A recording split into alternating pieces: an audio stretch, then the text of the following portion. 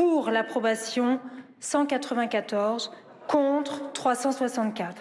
L'Assemblée nationale... La sanction est sévère. François Bayrou ne s'attendait sans doute pas à un résultat aussi net en sa défaveur. Il n'a désormais plus qu'une seule chose à faire. Le ministre doit remettre au président de la République la démission du gouvernement.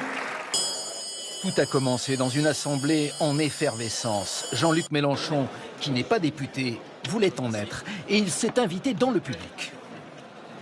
On va aller à droite. Aller à droite, c'est un peu gênant pour moi, mais bon. À son entrée dans l'hémicycle à 15 h, François Bayrou sait qu'il va sans doute perdre son poste aujourd'hui, mais il l'assume. Cette épreuve de vérité, comme chef du gouvernement, je l'ai voulu. Et il entre dans le vif du sujet. 3 415 milliards d'euros de dettes à l'heure précise où nous parlons. Et pour convaincre, le toujours Premier ministre va user de la métaphore médicale devant les oppositions venues en force. Notre pronostic vital est engagé. C'est une silencieuse, souterraine, invisible et insupportable hémorragie. Mais à ces propositions de remède, François Bayrou reçoit en guise de réponse un traitement de choc pour lui, qu'il émane de Marine Le Pen. Ce moment marque la fin de l'agonie d'un gouvernement fantôme. Ou qu'il vienne de la France insoumise. Impopulaire, minoritaire, détesté. Partez aujourd'hui, monsieur Bayrou.